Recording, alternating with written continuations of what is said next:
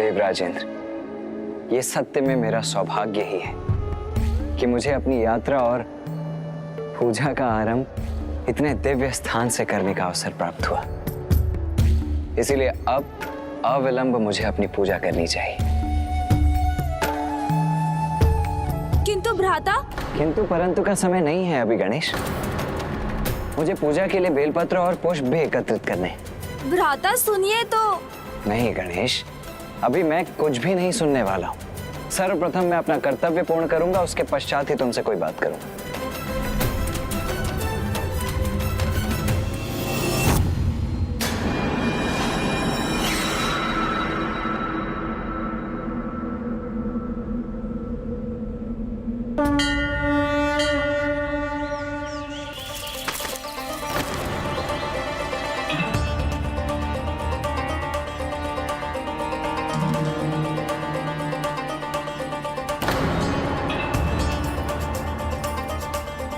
ये पुष्प कहाँ चले गए?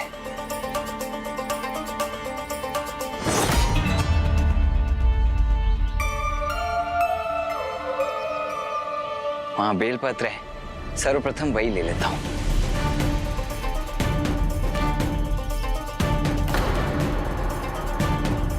बेलपत्र भी अदृश्य हो गए। ये कौन है? कहीं कोई असुर तो नहीं है?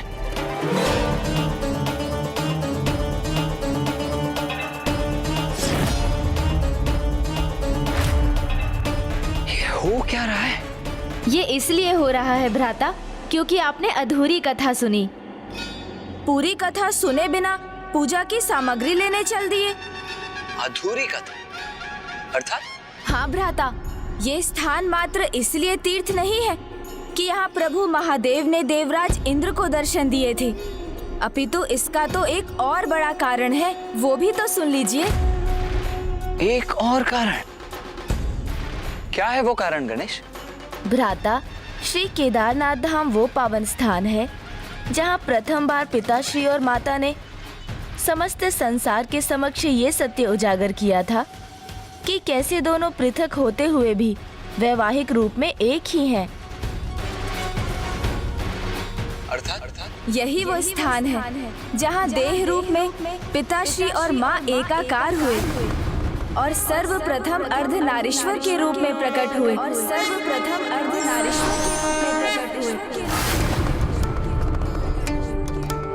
प्रणाम प्रभु।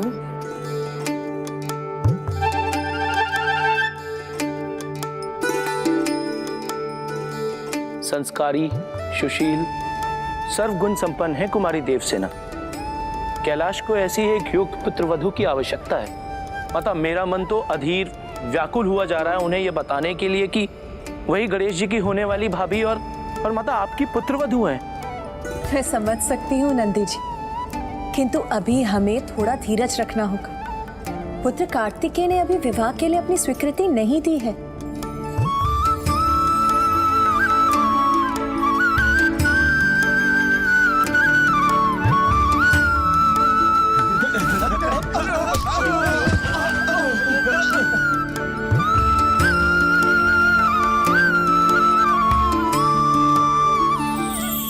प्रणाम माता। माता, मैंने अवश्य ही कोई महान पुण्य किए होंगे जो आपकी और जगत पिता महादेव की छत्र छाया में सुरक्षित रहने का अवसर प्राप्त हुआ। ये मेरा परम सौभाग्य है जो मुझे आपका स्नेह प्राप्त करने का अवसर मिला माँ। अरे अब तो तेलात्मी तत्लत आया और माता तो हटिलवा आप में सदैव रहेगा। तोतला जी, क्या क्या कह रहे हैं ये गण?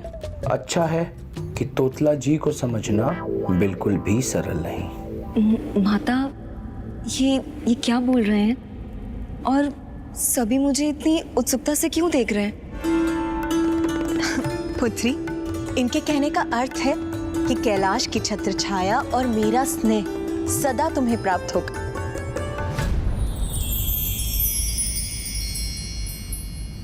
देवसेना को तो अपने पूर्व जन्म के वरदान की कोई स्मृति ही नहीं, अन्यथा इसको लेकर कैलाश में जो उत्सुकता है उससे ये समझ जाती।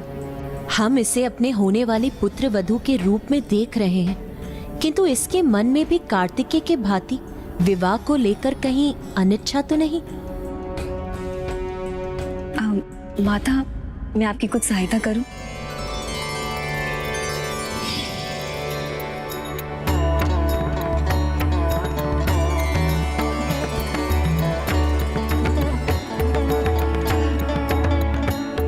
सीधे विवाह की चर्चा करना तो अनुचित होगा, किंतु कथा सुनाने के माध्यम से मैं विवाह के महत्व को अवश्य समझा सकती हूँ। कदाचित इसे अपने पूर्व जन्म के वरदान का स्मरण हो आए और ये विवाह के लिए अपना मन बना ले। तब तक गणेश भी अपने भ्राता को मना लेगा। अब भ्राता को कैसे समझाऊं कि विवाह एक समझौता नहीं, बंधन नहीं, अपितु दायित्वों भरा मर्यादित जीवन की ओर बढ़ा एक पग है। विवाह स्त्री और पुरुष दोनों को सुख विकास प्रदान करता है, जिसमें एक दूसरे के लिए अपार प्रेम, निस्वार्थ त्याग जैसे अनेक भाव समाहित होते हैं। जिस प्रकार एक पुष्प सुगंध से मिलकर ही पूर्ण होता है, उसी प्रकार स्त्री और पुरुष एकाकार होकर पूर्ण हो जाते हैं।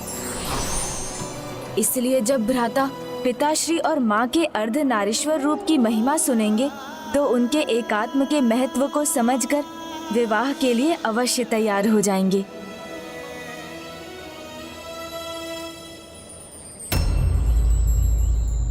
अब फिर किस विचार में डूब गए हो तुम गणेश? सुनाओ कथा, आगे सुनाओ। किस प्रकार पिताश्री और माँ ने अर्धनारीश्वर रूप धारण किया? अवश्य सुनाऊंगा भ्राता, किंतु सर्वप्रथम आपको मेरे एक प्रश्न का उत्तर देना होगा। पिताश्री और माँ दोनों में महानतम कौन है, श्रेष्ठ कौन है? माता, इस प्रश्न का उत्तर भला कोई कैसे दे सकता है? स्त्री और पुरुष एक ही तत्व के दो रूप हैं।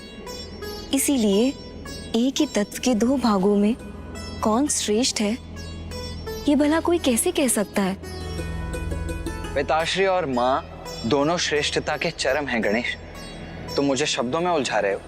नहीं भ्राता, इस प्रश्न का अर्धनारीश्वर की कथा से विशेष जुड़ाव है, क्योंकि अर्धनारीश्वर की कथा का ऐसे एक भक्त से संबंध है जो प्रभु महादेव को ही श्रेष्ठतम माना करता था। और उस भक्त का नाम था ऋषि भृंगी।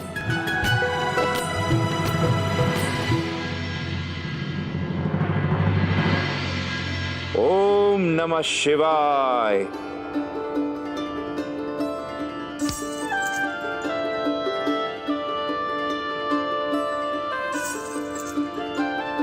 ओम नमः शिवाय। ओम नमः शिवाय। प्रभु महादेव की पूजा में लीन ऋषि भृंगी ने केदार धाम को अपना निवास बना लिया। अपने आराध्य प्रभु शिव शंकर शंभू की आराधना और तपस्या करते करते ऋषि भृंगी भक्ति की उस पराकाष्ठा पर पहुंच गए जहां प्रतिदिन भगवान को अपने भक्त को दर्शन देने के लिए आना पड़ता था।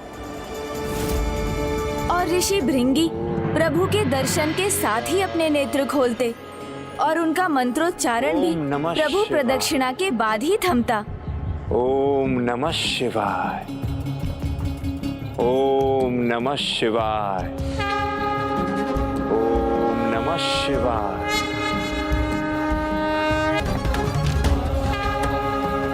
ओम नमः शिवाय। ऐसा कौन सा भक्त जिसे स्वामी स्वयं प्रतिदिन दर्शन देने जाते हैं? मुझे यह ज्ञात करने की उत्सुकता हुई, तो एक दिन मैं भी प्रभु के साथ केदारनाथ गई।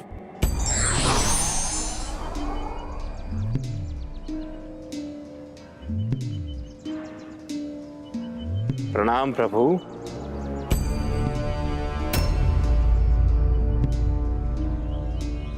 ओम नमः शिवाय।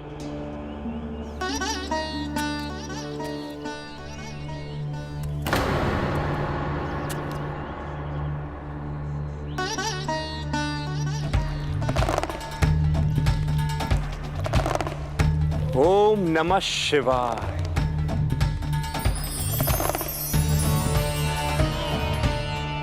हे प्रभु, अपने इस भक्त की भक्ति स्वीकार करे प्रभु।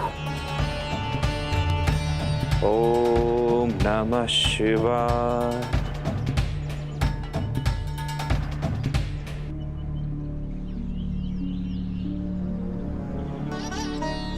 ओम नमः शिवाय।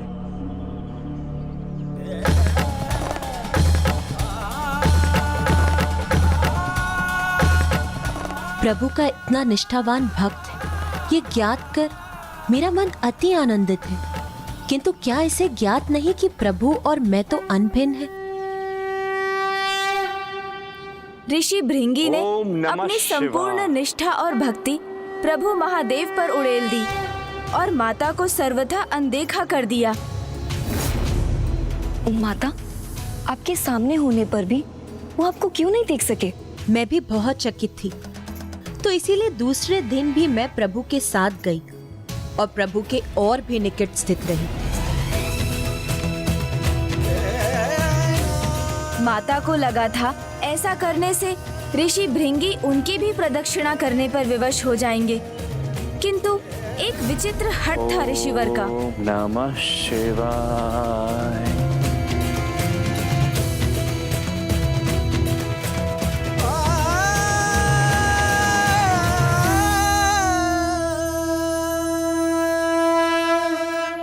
अर्थात मैंने उचित ही समझा था। ऋषि भृंगी को मेरी भक्ति में कोई रुचि नहीं। माँ ने ऋषिवर को अपनी भूल सुधारने के और भी अवसर दिए। वो पिताश्री के और भी निकट स्थित हो जाती, किंतु ऋषिवर ने अपने हठ का परित्याग नहीं किया। वो एकमात्र प्रभु महादेव की प्रदक्षिणा करने का कोई ना कोई उपाय ढूंढ ही लेते थे।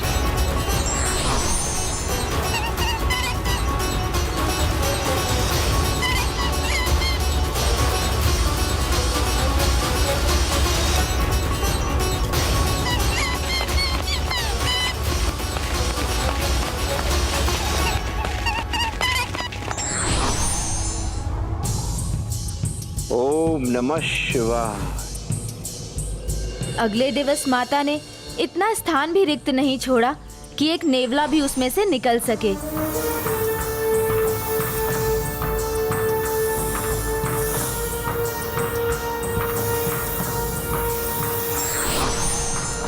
ओम नमः शिवाय।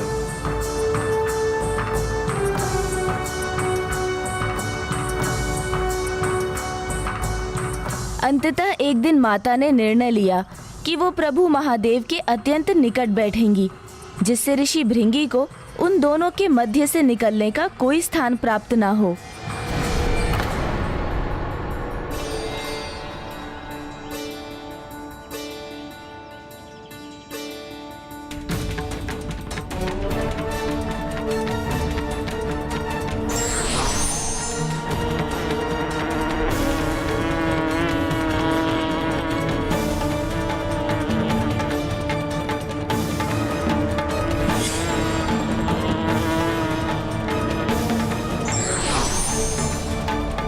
प्रभु भक्ति का ये अर्थ नहीं कि भक्त उनके अर्ध भाग को ही स्वीकार करे। ओम नमः शिवाय। ओम नमः शिवाय।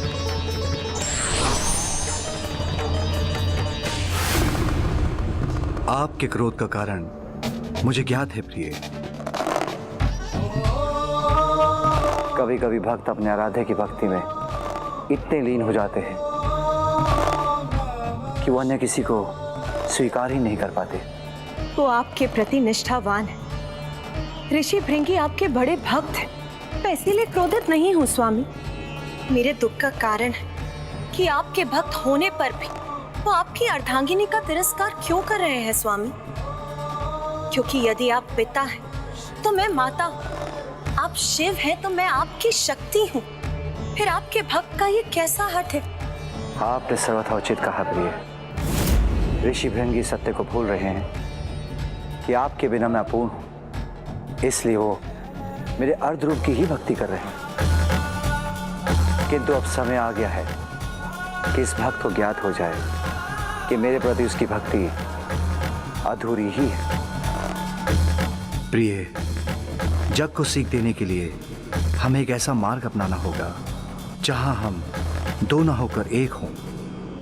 ऐसा तालमेल का उदाहरण प्रस्तुत करें जिससे उच्च स्तर के जीवन के लिए समझौता करना सीख सके। पिताश्री और माँ दोनों एक समझौते के अनुसार कार्य करने के लिए तैयार थे। कैसा समझौता गणेश? ऐसा समझौता जिसके अनुसार वो दोनों ऋषि भृंगी के साथ साथ संपूर्ण जगत को एक अत्यंत महत्वपूर्ण सीख देने वाले थे। कितना अपूर्व दिव्य दृश्य रहा होगा ना गणेश। माँ और पिताश्री के इस रूप के दर्शन प्राप्त करने का सौभाग्य तो मैं भी प्राप्त करना चाहूंगा। दर्शन ही क्यों भ्राता, आप स्वयं भी विवाह के पश्चात ऐसे बन सकते हैं। मेरा अर्थ है, यदि आप जीवन साझा करें तो किसी के साथ रहना वो तो अच्छा होता है ना। हम भले ही कितने ही सामर्थ्यवान क्यों ना हो, किंतु कभी कभी किसी और का हमारे जीवन में होना हमें और भी आगे जाने के लिए उत्साहित करता है, हमें निखार कर हमारे श्रेष्ठतम स्वरूप को बाहर लाता है।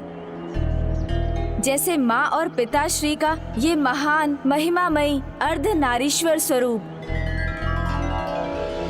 जैसे मोती धागे के साथ मिलकर माला बनते हैं और पूर्ण आकार लेते हैं, वैसे ही एक पति और पत्नी एक दूसरे के साथ एकीकार होकर एक दूसरे से अभिन्न हो जाते हैं। इसलिए ऐसा दृढ़ और अटूट संबंध स्थापित करते हैं जो एकमात्र विवाह में ही स्थापित हो सकता है। फिर तो श्री अर्धनारीश्वर के रूप के दर्शन पाकर ऋषि भृंगी भी समझ गए होंगे कि पति पत्नी एक दूसरे से विलग होकर भी एक दूसरे के भाग होते। नहीं भ्राता, ऋषि भृंगी तो अभी भी ये समझने में असमर्थ थे, क्योंकि उनका अर्थ ज्ञान और उनका हट अभी भी उन पर हावी था। प्रभु और माता के दिव्य अर्धनारीश्वर स्वरूप के दर्शन पाकर भी ऋषि भृंगी ने माता को देखकर भी अनदेखा ही किया और मात्र पिताश्री की प्रदक्षिणा करने के लिए एक मूषक का रूप धारण कर वो उन दोनों के मध्य कुतर कर मार्ग बनाने वाले थे।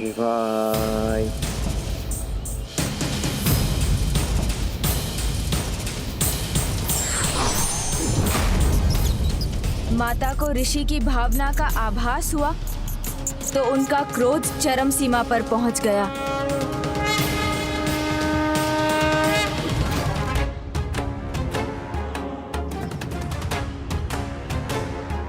तुमने ये सत्य समझने में बहुत विलंब कर दिया, इसीलिए अब मैं चाहकर अपने श्राप को नहीं लौटा सकता।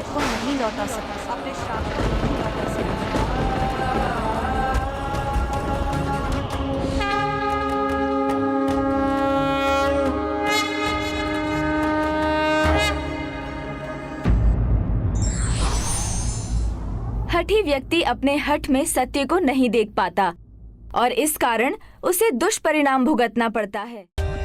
For more updates, subscribe to our channel, click the show links and enjoy watching the videos.